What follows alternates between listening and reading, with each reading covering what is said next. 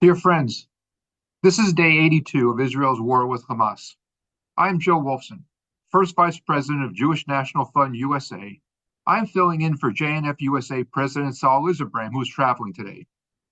Last week, Saul shared his reflections about his volunteer experience in Israel while on the JNF volunteer mission, in which our team of volunteers helped cultivate fields, pack boxes, and fed displaced families as well as IDF soldiers. While in Israel, Saul and JNF's CEO, Russell Robinson, had many strategic planning meetings focused on rebuilding areas impacted by the events of October 7th and the ongoing war. Saul and Russell had impactful meetings with community leaders and heard about their stress, pain, and uncertainty. The mantra Saul and Russell heard over and over was, "We are not sure if people will move back." Friends, we need to turn that mantra into different reality and build the Israel envelope better than before. And we at JNF have already begun that work. Because while the stress and pain they experienced was palpable, the time they spent with communities was also exhilarating because Russell and Saul got to see how every dollar spent by JNF USA is making a difference and already beginning to change the perception. The mayors of Arad, Mitzpe Ramon, Yerucham, Beersheba, and all the mayors in the Israel envelope praised and were incredibly grateful to JNF USA and our professional staff in Israel, who evaluate every request for funding to ensure our distributions meet their needs. We are proud of the money we raised, how we are spending it, and the operation we have set up. Working with our network of affiliate partners throughout Israel, and you, our crucial donors, we can already see the impact we are having on the lives of Israelis most directly affected by the horrific attacks of October 7th. Now let's move to our program. Our first guest, Ambassador Aharoni Aronoff, is a senior faculty member at the Coller School of Management at Tel Aviv University and has had a long and distinguished career in Israel's foreign service. He is a public diplomacy specialist and the founder of the Brand Israel program. He was Israel's longest-serving consul general in New York and the tri-state area and held that position with the rank of ambassador, overseeing the operations of Israel's largest diplomatic mission worldwide. In the spring of 1993, Ambassador Aharoni was appointed to serve under then-Foreign Minister Shimon Peres as policy assistant to Israel's chief negotiator with the Palestinians. We're lucky to have Ido with us here today to discuss with us his views. And we will also reserve some time for questions. So please enter your questions in the Zoom chat window, and we will do our best to get to as many as possible. Ido, the floor is yours. Thank you so much, Joe. And again, it's a pleasure to be addressing JNF folks. I just saw you a couple of weeks ago in Denver, and then before that, we had this really massive a Zoom call with hundreds of people. And even today, I see that we have a very impressive audience. With your permission, I'd like to show you some slides. What I thought of doing in the next couple of minutes is just to go very quickly over the challenges that Israel is facing, because as we're almost 2.5 months into the war, there are certain things that are becoming clearer as we move along. So the first thing that I would say is that the perspective of time has changed. If in the beginning many Israelis felt that the goals set by the Israeli leadership, by the Israeli army, are within reach, within a number of months, it looks more like a generational effort, meaning that this is beginning to look at as something that will take many, many years to accomplish. And I'll explain exactly what is it that will take many years to accomplish. But the events of October 7th are events of biblical proportions, and just as it took Lower Manhattan 15 years to recover from 9/11, it will take Israel's southern and northern regions perhaps the same amount of time, if not more, to recover. And I didn't even begin to address the issue of what impact this would have on the design and the structure of the army, what impact this will have on the political system or the Israeli social psyche. One thing is clear. The window is closing on the possibility of seeing the release of the hostages. And the reason for it is obviously because of the fact that the paradigm shifted very quickly within 3-4 weeks from the beginning of the war, from a positioning where Israel was clearly the victim. The world was exposed to those incomprehensible atrocities and this incomprehensible pre-civilizational level of brutality. The story shifted very quickly in historical terms to the story of Israel's response in Gaza. As a result, Israel is facing mounting international diplomatic and geopolitical pressure to either announce a ceasefire or provide the enemy with humanitarian aid. And that is, of course, decreasing the incentive that Hamas leadership has to free the hostages. Israel is de facto losing its leverage over Hamas leadership, and therefore the window, sadly and tragically, is closing. And I believe that the coming days will be critical to the fate and the future of the hostages. As I mentioned before, the international pressure is mounting. And here I'd like very quickly to go over the list of countries that are at play. Obviously, there are many more countries that have a stake that are not included here, like Germany, Italy, even Argentina, Brazil, even countries like Nigeria have a stake. Turkey certainly, but these are really the main player. In red, those who are extremely hostile. In green, those who are visibly favorable to Israel's position. In yellow is a country, very peculiar case of France that started as a very staunch supporter. Emmanuel Macron actually physically was one of the first leaders that physically came to Israel to show his solidarity with Israeli people. And given the really tragic history that the French people had with Islamism and jihadism on French soil, it's very strange that France, in many ways, we lost the support of France diplomatically. And this is something that I think that Israeli leadership will have to answer to the Israeli people at one point. How did that happen? We need France also for the developing scenario in Lebanon, which we will talk about also during my very brief presentation. So Israel's challenge in that particular angle of the effort is the need to build an international coalition to support Israel's next steps. Let me give you an example. What does it mean to build an international coalition? The United States has decided to engage the Houthis. Houthi is another terrorist organization based in Yemen. It's an Iranian proxy organization that is firing missiles, targeting strategic assets to both Saudi Arabia and Israel in the Red Sea. The Americans are present in the Red Sea, and they were able to successfully, and I must say in a very impressive way, intercept those missiles fired by the Houthis. But look at what the Americans did. It was announced 2 days ago. The Americans were able to recruit and solicit the support of no less than 20 countries in their war against the Houthis. This is what Israel needs to do.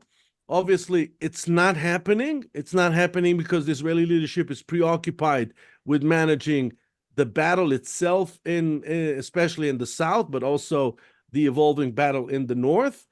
But it is a critical component of the success of Israel is the ability to build an international umbrella of diplomatic support for the next steps. What will be the next steps? If there's one thing that we learned from October 7th is that we cannot live like that. We cannot allow a jihadist, genocidal, Islamist organization to develop military capabilities along our border. Not in the south with Hamas and not in the north with Hezbollah. Certainly when Iran is rushing to develop nuclear military capability, in addition to their conventional military capabilities that are quite impressive. These are the three big problems that we have to handle. We must handle Hamas and Hezbollah immediately. This is the short term. Longer term, we must handle the issue of Iran. Now, the big question is, and this is why we need to build the international diplomatic umbrella, who will help us in this effort? Is the United States, whoever is going to be in the White House in 2024, 2025?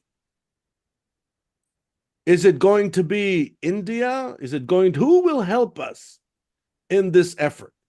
Is it going to be Germany, United Kingdom, France?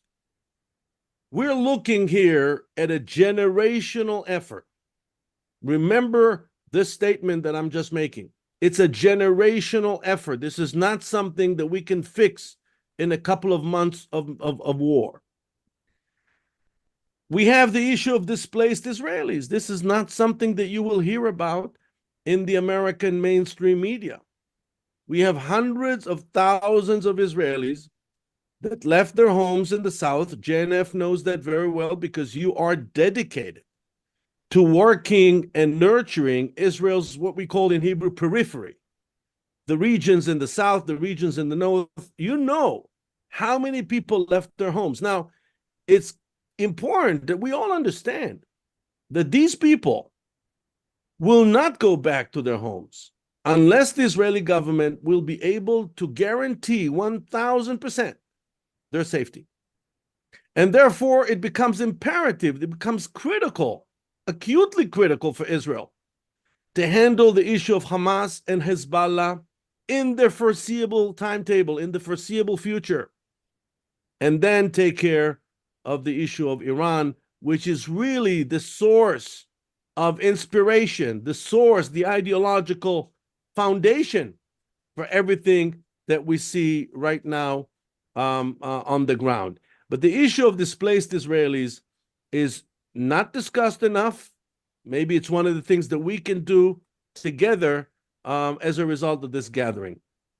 The task of rebuilding the South, I know that the JNF is deeply involved in the planning stages. But again, as I mentioned before, rebuilding is a massive, monumental task. It will cost billions and billions and billions of dollars. But more importantly, it would require a strategic long-term approach to the rebuilding of the South. What are we looking at here? We're talking about an estimated 5 to 10 years of a period that will be devoted to economic recovery.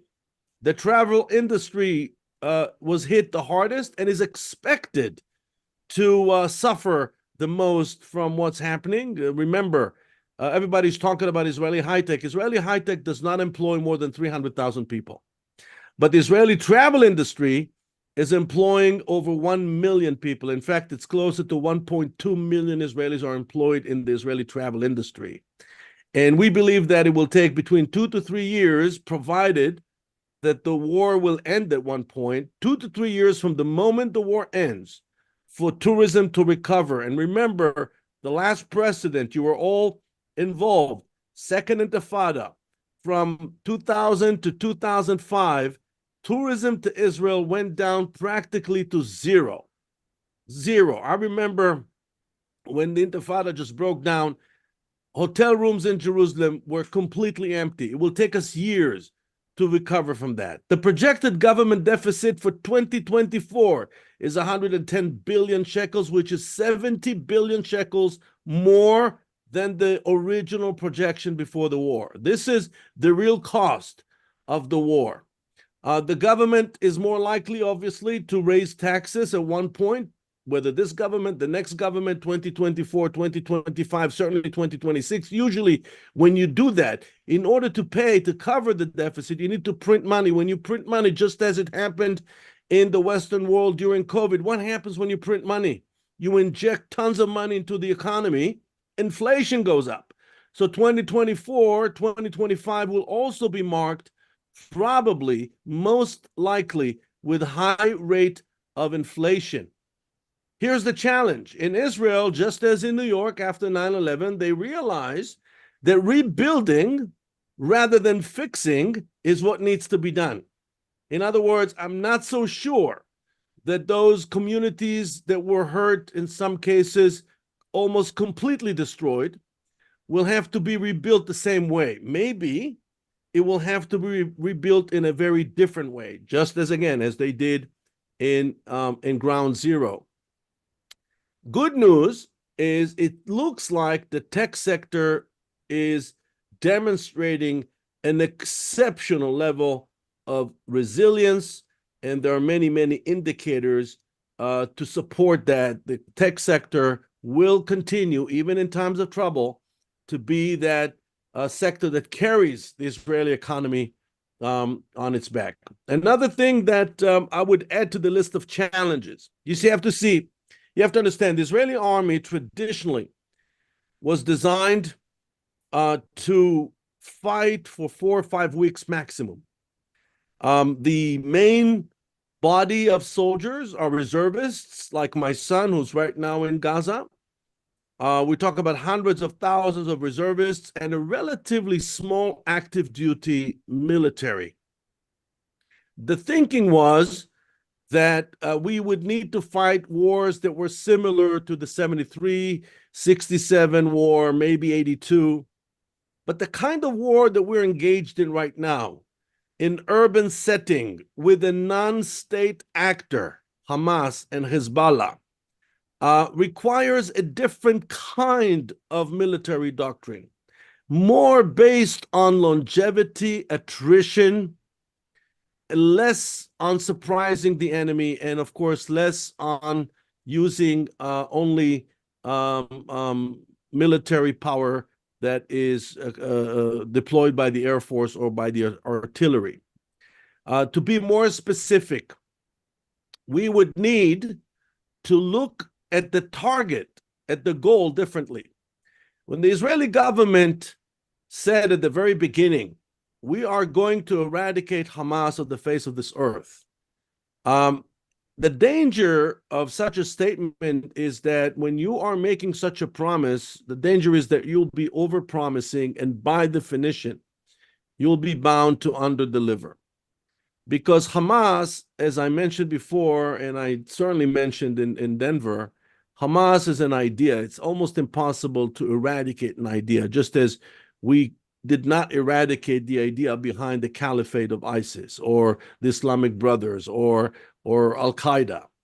And there's a different way to look at it, is to say, well, we realize that Hamas is an idea, is an ideological Islamist movement, and we cannot kill the idea, but what we can do is significantly cripple its military capacity, which is exactly what the Israel Defense Forces are trying to do right now in Gaza. The problem with that is, again, we need more time. It's not so easy. As I mentioned, there are no easy fixes. We need at least 2 or 3 more months of intense fighting in Gaza in order to significantly eliminate the military capacity of Hamas. And hopefully that would result in the expulsion of the leadership of Hamas from Gaza to a different place. The IDF itself has to, as I mentioned, design itself, rebuild itself to fight longer wars in multiple fronts. Keep in mind that the big cities and Israel's strategic assets like airports, seaports, energy plants will become the new home front in case of multiple fronts. Hezbollah is much more dangerous than Hamas. They have precision missiles. They have missiles with 450 kilos of explosive warheads, far more dangerous than Hamas. And so the war will be longer. Home front will be the new front, multiple fronts.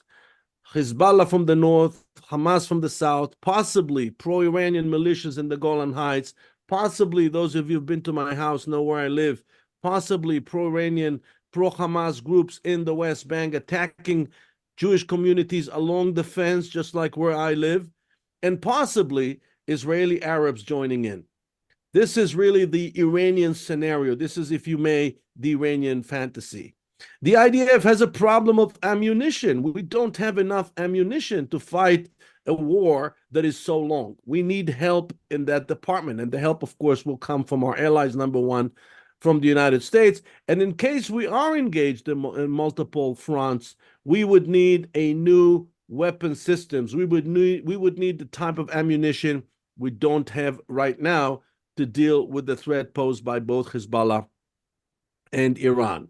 One positive, a big positive, is that unlike what's happening on campus in the United States, where the TikTok generation, Gen Z, is being ridiculed for their insane position on Hamas, the Israeli TikTok generation actually is a very pleasant surprise. The Israeli TikTok generation is fighting with extraordinary bravery, with extraordinary camaraderie. The morale is high, high spirits. The people are united. They're galvanized. I hear from my son stories about, the camaraderie. It's fun to hear. It's fun to hear because many of us were concerned about this generation, about the fact that they spent way too much time in front of their smartphones or their tablets, played too many video games. But the truth is that when, in the moment of truth, they were able to rise to the occasion in a very big way. And I think we can all be very proud of them, of this younger generation. And I believe that the new leadership of Israel will come from that generation. The new leadership that will take Israel to new heights will come from that generation. Obviously, my generation is too old. We see a very disturbing erosion in the trust the Israelis have in the political system. Doesn't matter where you're from, the entire system is being held as responsible, not only for the failure, the military failure, but also the conceptual failure, the doctrine that said we would be better off cultivating and nurturing Hamas than dealing with the Palestinian Authority, which was the main reason for the calamity of October 7th. Surprisingly, despite the fact that the army is de facto responsible for the failure, the military operational failure on October 7th, the level of trust in the leadership of the army is not eroding.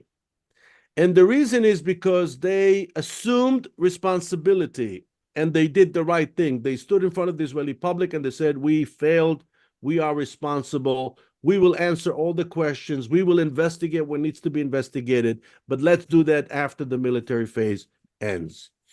And lastly, I would say on my list of challenges is, of course, Israel has to extend its help to Jewish communities all over the world because of the rise of anti-Semitism and hate crimes in general. Everybody's talking about what's happening on U.S. campus, but we have a tendency to forget other communities that are at real risk. I was just on the phone with my cousin in South Africa. I think that South Africa today is perhaps the most dangerous place for Jews, in the entire world, because in South Africa is an institutional support for Hamas by the South African government. Imagine then on October 7th, the Minister of Interior of the South African government called her Hamas counterpart, asking them if they need help after the atrocities and the massacre of October 7th. She called Hamas. She did not call Israel. But certainly anti-Semitism is a big issue that affects us as well, not just American Jews, North American Jews, European Jews, and Jews all over the world, but it's certainly something that we need to address, especially we would need to invest heavily in what people mistakenly call PR. It's not really PR, it's called positioning. And I'll just say this as an answer to a question that I know that someone wants to answer. How come Israel has such poor public relations? It's not that Israel has poor public relations. It's that Israel lost the position of the victim in the conflict. And we lost that position in 1982. Clearly, 48, 56, 67, 73, Israel was clearly the victim. And we enjoyed the sympathy of the world because the world and people are programmed to sympathize with the underdog. In any and every conflict, even in a sporting event, you always want to sympathize with the underdog. This is why we love babies. This is why we love puppies. In 1982, Israel engaged in the first ever war that changed that paradigm. And from being the victim, we were perceived by the world in Lebanon as the victimizer. That happened under the leadership of Menachem Begin and Ariel Sharon. That was the last time Israel enjoyed the position, I say enjoy, quote unquote, the position of the underdog in the eyes of the world. And it's been, ever since, it's been downhill. You had the first Intifada, the second Intifada, and all those rounds of violence with the Hamas in Gaza and so on and so forth. The imagery coming out of Gaza is dominating the world. You can send as many brilliant spokespersons as you want, but one image of a suffering boy in Gaza, tells a different story, and it's very difficult to change. How do you change that? As I mentioned in Denver, and I will end right here and open this for your questions. Obviously, long term, you need to invest in the silent majority, and the majority of the people that really don't care, don't know much about the conflict. This is what we need to do. Give them the immune system so that they will know when the toxicity is thrown at them. When someone says Israel is performing a genocide in Gaza or Israel is an apartheid state, that they'll be in a position to say, don't tell me that. I know Israel. I learned about Israel. I was exposed to Israelis, or better yet, I've been to Israel. Don't tell me that Israel is apartheid. I know Israel, and Israel is not apartheid. And it's our responsibility to give the 70, 80% silent majority that immune system, which we failed to do. We failed to do as a state of Israel. We failed to do that. This has been my life mission, and it didn't happen. It didn't happen because the Israelis were too self-centered. They didn't understand the magnitude of the task. But October 7th made it clear. If we will not take care of the well-being of Israel's reputation, reputational security is part and parcel with national security. It's not just about tanks. It's not just about airplanes. It's also about our reputation. Your questions, please. Thank you so much for your time, for your insights. You've actually answered a number of the questions that were forwarded to me in your remarks as you were speaking. One question, though, I do want to throw out, which is a summation of a number of questions, is understanding the continued support for the IDF, but what you're finding in the lack of polling support for the government. And I don't want to get political here. What does that mean for the future of the IDF going forward? Governments rise and fall. Those are some of the comments we've seen. But what can the IDF do to ensure that commitment by Israelis, and particularly young Israelis, continue? Yeah, by the way, the erosion in the trust in the political system is across the board. It doesn't matter where you come from. Obviously, the sitting government takes most of the blame. But the IDF traditionally and historically has always been the best pool of talent for Israeli leadership. I can go on, and it started with the Haganah that was before the IDF, and after 48 it was the IDF. It was the place where all the leaders came from. From Moshe Dayan, Yitzhak Rabin, and so on, all the way to Ehud Barak and others. And so we have great people in the IDF. These are honest, hardworking people. The main reason why the trust in the political echelon eroded is the same thing that is happening throughout the Western world. Politicians are being perceived as self-centered, narcissistic, all about themselves. So politics became the politics of people that came to take rather than to give. And post October 7th, Israelis have no patience anymore for leaders that come to politics to take, whether they're taking money or respect or honor or all sorts of perks and privileges. They want politics of people that came to give. And you find these people in the army, in the military, in the government, the civil service in general. And so I think that's the reason, if you ask me, because I ask myself, how come people don't, they clearly the army failed here on October 7th. How come the trust in the leadership of the army hasn't eroded? And I think that's the answer. They know that these people, they may have made a mistake, but they're in it because they believe in the mission, just like you guys. You're in it. Nobody's forcing you to do what you're doing, but you're in it because you believe in the mission of the JNF. And that makes the whole difference. Right. Again, on behalf of everyone here today, thank you for your time. Thank you for your insights. As always, they're incredibly valuable, and we appreciate all you do on behalf of all of us, and particularly for the state of Israel. Thank you. Thank you. Thank you. And now let's move on to our next speaker, Ilan Isaacson, who is head of emergency and security services in the Eshkol Regional Council, is here with us to tell us a little bit about what's going on in Eshkol. Ilan, thank you for joining us, and the floor is yours.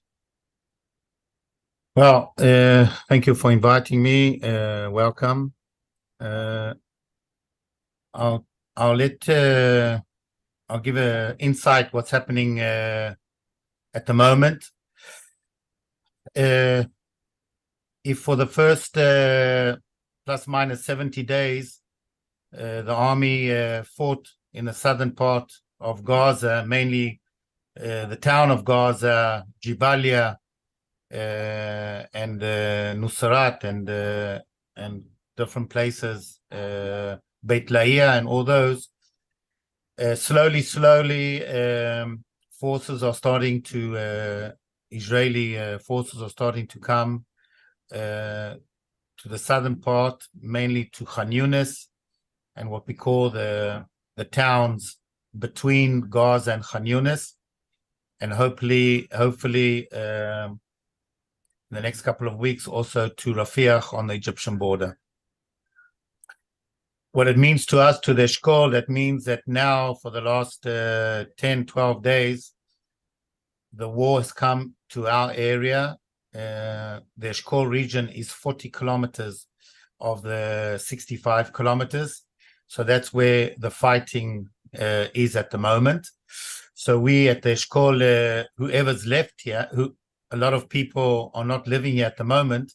Out of the 17,000 people living in Eshkol, we are around 3,000 in Eshkol at the moment. And the rest, the 14,000, are scattered in different hotels in different places in Israel. So the people that are still living here, that have to live here for different reasons, are really feeling because this is the start of the battlefield. The battlefield is in Gaza. It's not in our area, but to get to Gaza, you have to go through the Eshkol region. So we are feeling that. For the future, 11 in Eshkol, there are 32 communities, kibbutzim, mushavim. 11 of those communities will not be coming back within the next year. Maybe a few of them will come back a bit sooner, but more or less, it will take a year for them to come back. Some of the communities, at least two communities, Be'eri and Kibbutz Nir Oz, will take 2 to 3 years to rebuild. That's the 11 communities that are very close to the border. The 21 communities that are, let's say, on the other side of the road, we think they will start coming back at the end of February, plus minus. At the end of February, if the army can say that it is safe to come back. If it is not safe to come back, people will not come back. If there will still be, or most of the fighting will still continue, it does depend on what the United States is going to give us the time to finish this intensive war, because at the end of the day, when the intense war finishes, the war will continue. It's not going to stop. It's going to continue for a long time.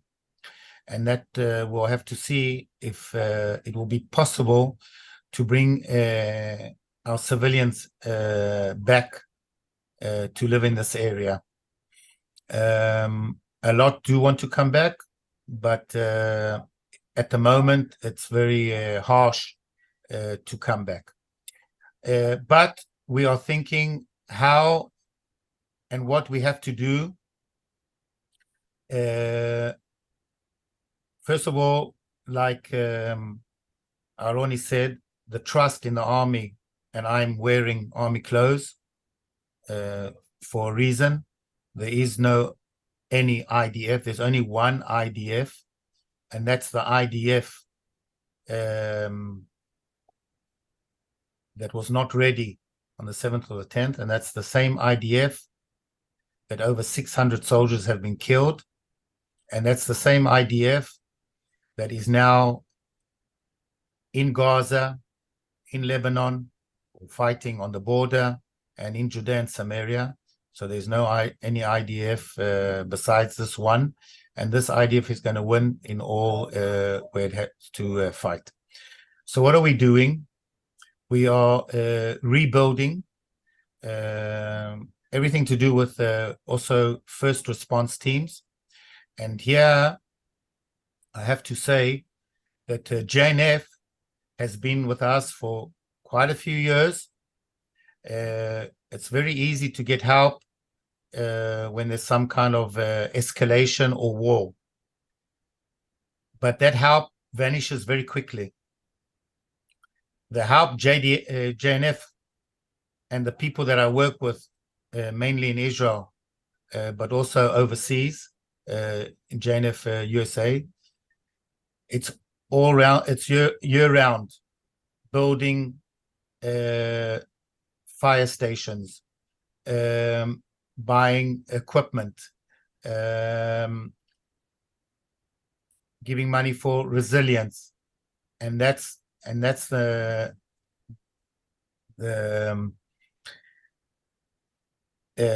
I think the nicest thing that could have happened to us, that we have a partner that understands our needs, not at a time of war, but year round. And I sit very oftenly with the representatives of JNF, and especially in the last couple of months, even yesterday, to see what our needs are. Because, you know, when there's escalation or when there's a war, needs change. And also the way you think also changes. And you also have to be not one step ahead, 2-3 steps ahead. So I've had already a few sessions in the last couple of weeks with the representative of JNF to see what we're going to do in first response units. If it's got to do with ambulances, if it's got to do with firefighters. Now, yes, I asked, I'll give you an example. I asked for vehicles that are bulletproof, but I didn't put so much effort in it and so much talk into it.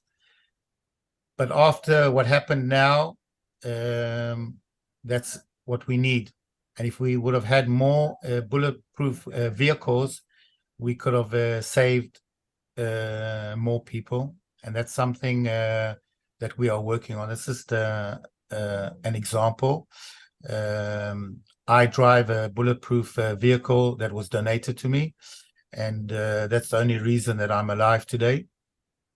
So that's just one issue that we are working on. We are upgrading. I'm sure also people ask what the army gives, what the government gives. The army's giving the Ministry of Defense is giving, the government is giving, but still, it also has to give up north, it has to give to Judea and Samaria, and we need more than we get. But we are, to get our civilians back to this area, we have to do quite a few things. Like I said, to upgrade our first response teams, if it's equipment, if it's technology. Of course, this is all with the help of the IDF. And first response ambulances, first response firefighters, first response police units. Now, because that we're in an area that is far away from a town, it's mainly based on us. The system here is very different to the American system, that you have a mayor, and under the mayor you have firefighters that he tells them what to do. You have a police force that he tells them what to do. The Red Cross is under him. Here it's not. Here the mayor has no say. So that's why we also build our own teams. And those teams, many of those teams lost their lives. Out of the 210 civilians that were killed, it's still not a final number, because we still have around 54 that are in captivity, and we don't know how many of them are dead. But until now, 210 are dead. Out of the 210, around 40 of those 210 are first response team under my supervision. And because of those first response teams, we don't have thousands that are dead. We also have to see the other side of the coin, that the first response teams, and this is where JNF has been helping me for the last couple of years, and he's still helping. That's it. Joe, if there are questions or things like that, maybe, or if my time's up, then my time's up. Ilan, thank you so much for your insights, your words. We appreciate everything you have been doing and you will be doing. And we want you to know, while we were there with you yesterday and before this horrific event happened, we're going to be there with you tomorrow. And until your needs are satisfied, we're going to be working with you to help you get there, and all the residents of the Negev region. So thank you for everything you're doing. And we thank you for being with us today. Thank you. Thank you very much for inviting me, and thank you very much for supporting us all these years, and even now. It's much needed and much felt. Like I say, almost every day I have a meeting with JNF. Thank you very much. Ilan, stay safe, stay strong, and we'll see you soon. Now let's move on to one of our JNFuture personnel, Aly Robinson, who's going to give us an update from the current volunteer mission in Israel. Aly, are you there? Yeah, I'm here. Can you hear me? Yeah, we can, Aly. Hi. Hi, thanks for having me. As Joe said, I am here. I have the privilege of being in Beersheba right now. I am part of the JNF volunteer mission with 180 other individuals who felt the need to come to Israel and really lend a hand and kind of get dirty and really give back. And what's really unique about this trip is not only are there 3 buses of the general missions, but we have 1 bus of alternative winter break students. So students who decided that during their winter break of college, they were going to come to Israel and volunteer and help out. And then we also have my bus, which is a group of JNFutures. And we're like-minded individuals who are all JNFutures, proud JNFutures, who really felt like we needed to do more and we needed to come to Israel.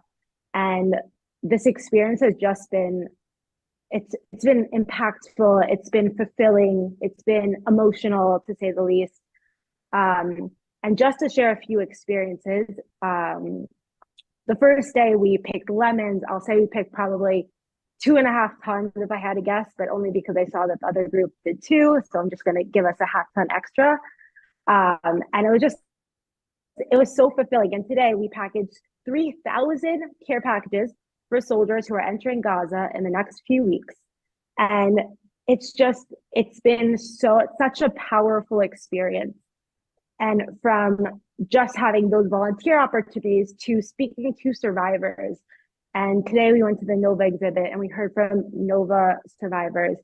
And it's the highs and the lows. And it's really made the trip come together. And for me, if I really had to pick the most impactful, not that the whole trip hasn't been, is every single Israeli that we've spoken to has thanked us for being here. Us, soldiers, doctors, nurses, our tour guide. And when the soldier said, "Thank you for being here," I said, "What do you mean? Like, thank you. You are protecting our homeland. Like, you are here and you are physically going into Gaza and protecting us." And they said, "We can't do this alone. And you guys being here gives us that emotional support that we know that you care enough to come to Israel during this challenging time and volunteer and just show your support." They said it means so much to them. And that's something that I will probably keep with me for the rest of my life. And I do really want to thank JNF for giving me this opportunity, because it doesn't go unnoticed that there's a lot that goes into making these trips happen. I know there's a lot of logistics, there's a lot of moving pieces, and it's really been such an incredible few days. And I just want to say, if anybody's thinking about volunteering in the next year, I highly recommend it. It's really a once in a lifetime opportunity. And again, just thank you, JNF, for giving it to me and for the 180 other volunteers this week. I know they all feel the same way. So thank you guys so much. Aly, thank you. Thank you and all of our JNF futures who are devoting their time, taking time out of their busy lives to volunteer and go to Israel. So pass on our thanks to all of your colleagues in JNF Future who are there, and just as well, pass on our thanks to all the volunteers who've taken their time to go to Israel when Israel needs us most. So thank you for everything you're doing. We really appreciate it. Everyone, you can't see it, but the chat room is filled with claps for you and all the other volunteers who are there today. So thank you very much. Well, that wraps up our briefing today. Our next weekly briefing will be 1 week from today, Wednesday, January 3rd at noon Eastern, with the same Zoom link. Please join us next week as we continue our work. In that regard, for those who wish to join one of our volunteer missions to Israel to support Israeli farmers, the IDF troops, and displaced residents from the Gaza border and Upper Galilee, go to jnf.org/travel. There are volunteer trips scheduled through May, and while some are sold out already, many are still available, and we encourage you to join us. Also, if you will be in Florida this February, our annual Winter Connection Brunch will take place in Boca Raton on Thursday, February 8th. The brunch is for all donors making a minimum gift of $1,800 to our annual campaign, and there are also special dinners scheduled for donors at the President's Society level and above, as well as for our World Chairman's Council. Please reach out to your local JNF USA professional for more information if you're interested. Well, thank you again, and Am Yisrael Al Chai. See you soon.